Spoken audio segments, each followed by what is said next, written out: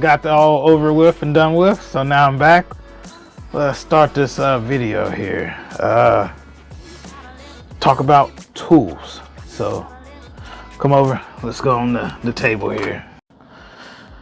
All right, some of y'all get new kits for Christmas, so I'm going to tools that I use and what I think. But this is probably a topic that's been pretty much beat to death. This is what I use. This is what I recommend. Like I said, 100% unsponsored. You're gonna get the real. So without further ado, let's get into it. Some of these kits got a lot of screws in them. Very screwy, I guess. So the first tool that I recommend you to get is a driver. This is my driver. This is a Hart driver. Got this from Walmart. 20 bucks, but they have a $5 one. Or I think it's either $5 or $10 one that's like red. I recommend getting that one. This one's alright, it's just kind of bulky. The red one's kind of small, compact. That's what I used to use before. And the reason I recommend these here is if you leave them at the track, it's 20 bucks. Leave it at the track, it's only 5 or 10 bucks, whatever. Versus the Makitas and all that, that's like, you know, 70, 80 to 100 bucks. So, this is highly recommend for just starting kits. My 2 cents.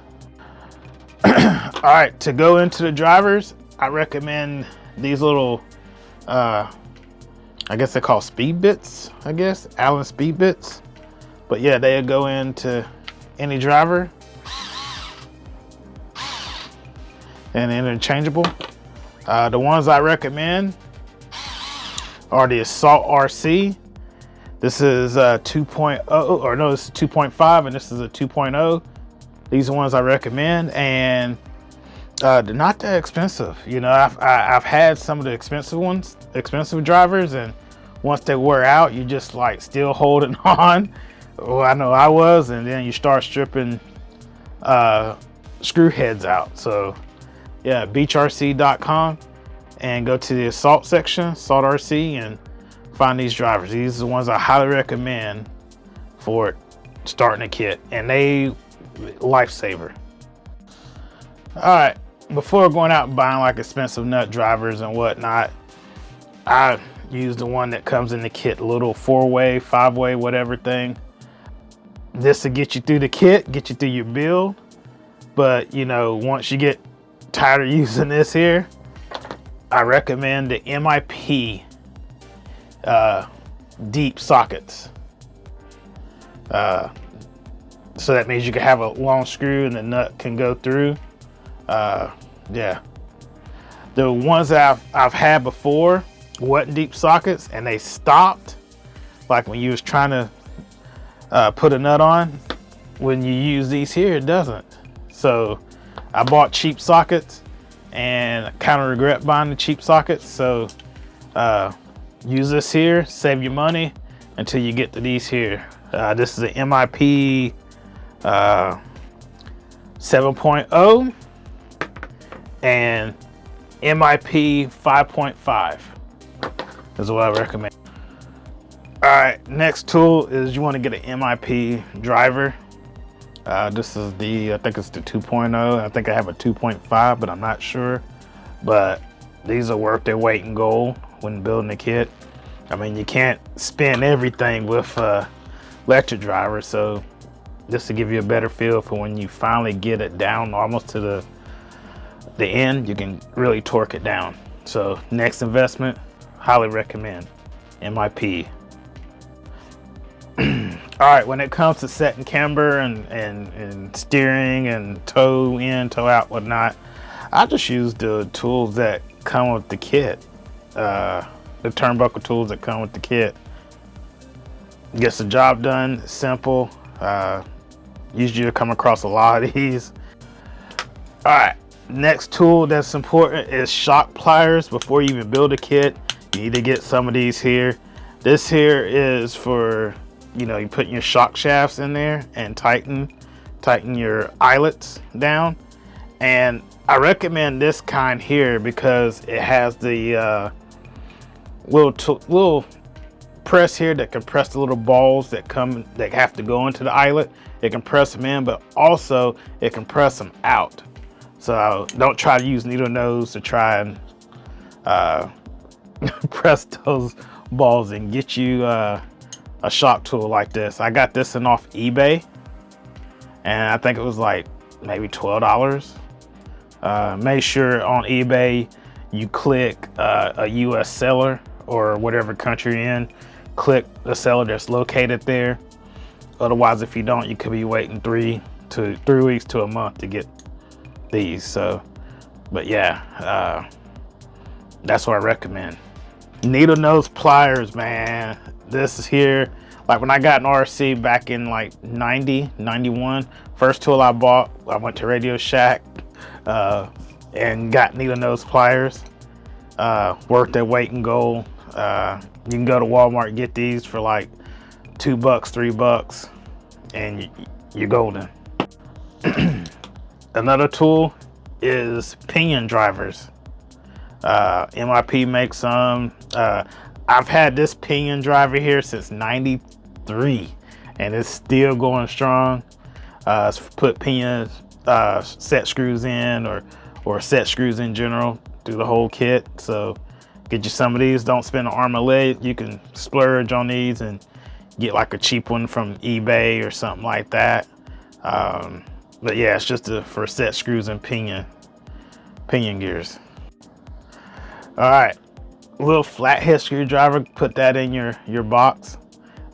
This is worn out. You can kind of see the tips worn out on it. I've had this one here since '93 also, and I use this here for like diff lube when I'm rebuilding diffs. Put the diff grease on. But yeah, little flathead screwdriver you can put in your box. The must when building kit is a good X-Acto knife. I got this here at Hobbytown here in Hickory, XL. But yeah, pretty good X-Acto knife. To trim parts off a tree, trim the flashing off the parts, help with the fit and finish of the parts. Can't go wrong for good X-Acto knife. You gotta laugh, but some scissors like this here. And also get some Lexan scissors to trim bodies, but yeah, just these here. I guess nose hair scissors, I don't know. But yeah, these are worth weight in gold also.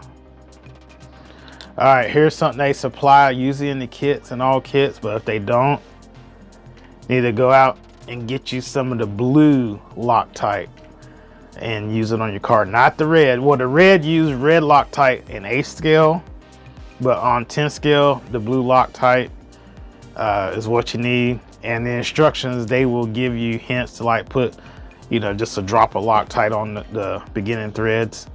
But if you don't use Loctite, your first race, you will find out why you should have.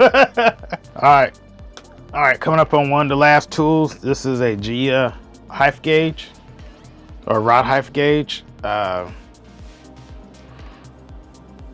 which is pretty handy. I mean, you kind of telescope it out and give you your rod height, your car rod height, and adjust your car to that rod height on the surface. J Concept makes a rod height gauge. There's a couple other companies, but you can usually find these on like eBay or something like that. So worth the weight in gold.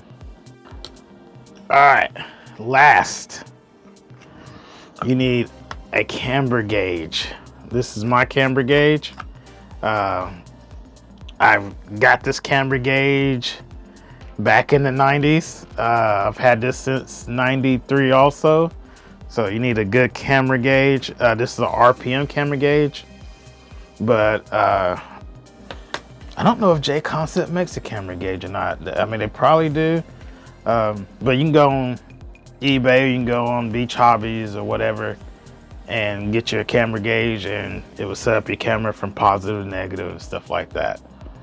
But yeah, these are the tools that You know, if you're building a kit for the first time, these is what will help you out. One of the tools I didn't have is a Dremel. You kind of get away from using a Dremel with sandpaper. And then another one is a soldering iron, but you can borrow somebody's soldering iron at the track, or the track may have a soldering iron, so I didn't add those, but these are the tools. And then in the link below, click on the link below, I will have a link to the Amazon case.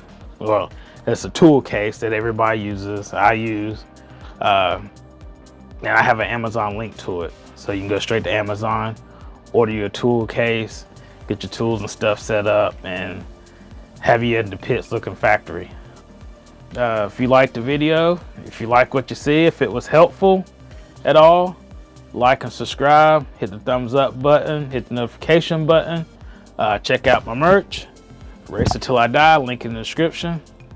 And if you see me at the track, go up to me and say what's up, just like everybody else. Anyway, see you soon.